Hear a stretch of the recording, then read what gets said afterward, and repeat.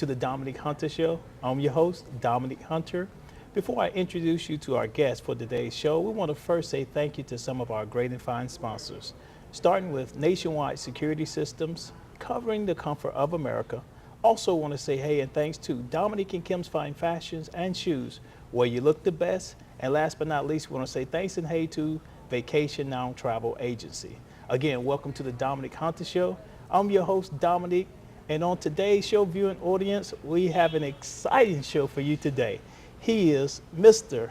and Congressman Artur Davis. Dominic, good to see you. Great. Good to be with you and your audience today. Yes. Good to talk to you.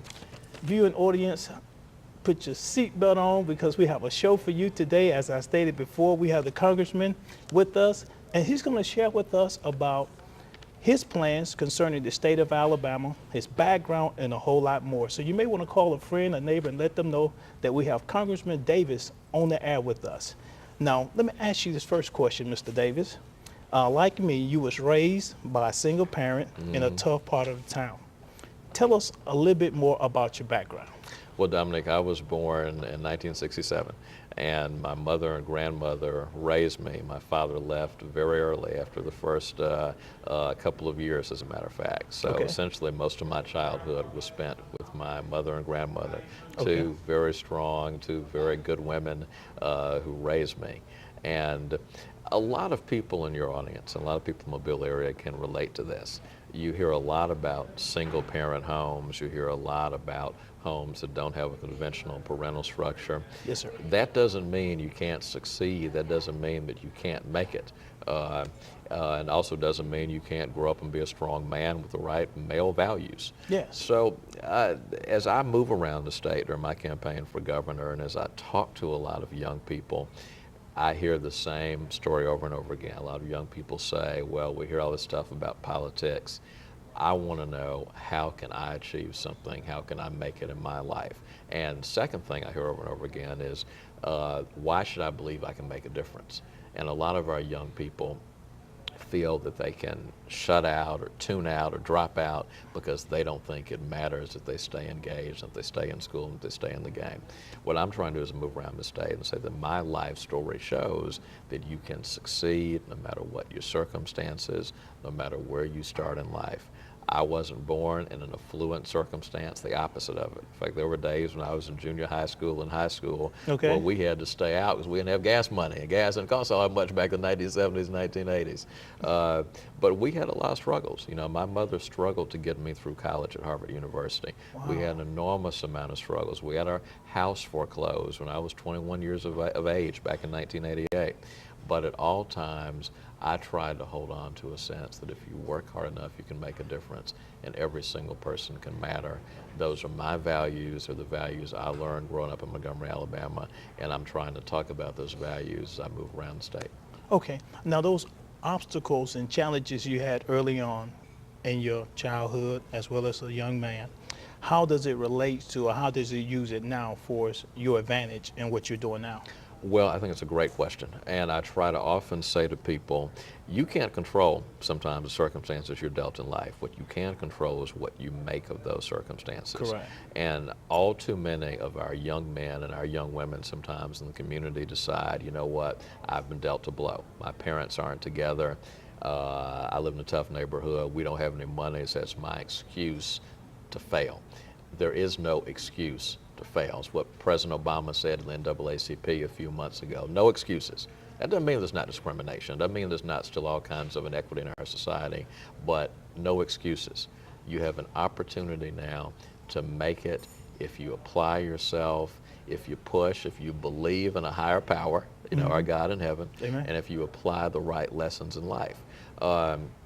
So the times in my life as an adult or as a child when I struggled, I try to take something from those times to try to get a sense of how you overcome adversity and to try to get a sense of how you can really reach your dreams and your goals, even though the path along the way may be littered with obstacles.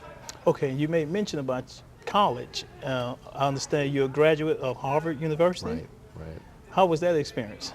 Well, it was a very different experience for a shy kid with an afro from Montgomery, Alabama, who'd never been in the cold weather. Okay. You know, I went to college, started back in 1986, and it took me a while, you Okay. know, to really feel at home being at Harvard University. And I'm not sure, can't believe I ever really felt I was at home there. But it was important to me to get the best education that I could get.